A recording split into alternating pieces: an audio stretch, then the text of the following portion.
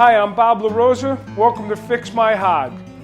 Recently, I was in search of a good set of brake pads to do a service on a friend's motorcycle. Went on DennisKirk.com, typed in year, model, the application specific for the motorcycle I was working on, did a bunch of research, come up with a great product, EBC. EBC brake pads are the world's #1 aftermarket producer of brake pads. They offer a wide range of brake pads that fit just about every vehicle on the planet that rolls. They supply brake pads for motorcycles, bicycles, ATVs, military equipment, including the Humvee and some tanks. They also supply brake pads or pads for windmill. They also supply pads for the rail industry. This company has a broad range of materials. Again, always check the particular application that you expect the brake pad to work within.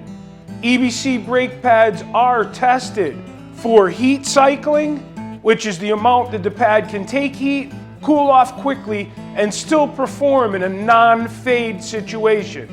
They are also tested for thermal expansion and quality of the material. When you're into a sintered pad, which is one of EBC's style of pads, they offer organics, ceramics, carbon graphite, and what's known as a copper sintered pad. Sintereds, the double H line in particular, work great with most OEM style motorcycle rotors. EBC also offers a broad range of rotors, whether it be cast iron, right through to high quality stainless steel. They have over 5,000 product part numbers, which again covers such a broad range. Do your research, but there's one thing you're guaranteed: EBC has done their research prior to you applying the brake lever and expecting the pad to perform in its particular application. Now, when it comes to sintered pads, the double H, if the motorcycle was built with a sintered style pad, it's perfectly fine to use a sintered pad. If it was built with organics, you should not upgrade to a sintered pad. Again, if you do a rotor and a pad combo, it's perfectly fine. They're a matched set. All pads, all brake pads, I should say, have what's known as a break-in or a bed-in period. I don't care if you have a worn rotor that the pad has to seat to or bed into, or if you're putting a brand new rotor.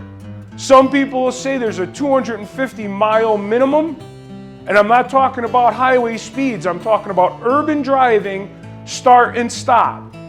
I myself haven't found 250 miles to be necessary, but you do have to allow a good amount of time, starting, stopping time in low speed traffic conditions.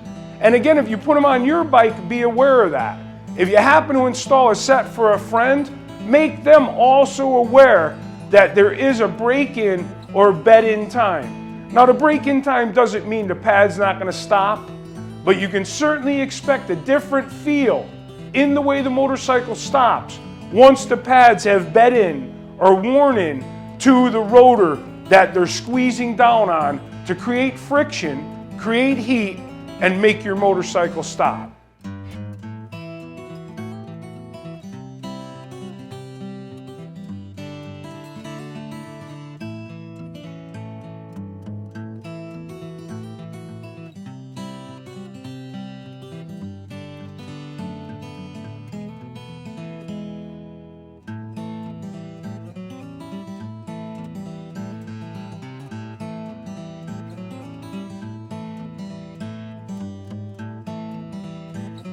For more information on the products featured in this video, click on the link in the description area below. Feel free to leave a comment and don't forget to subscribe to our channel.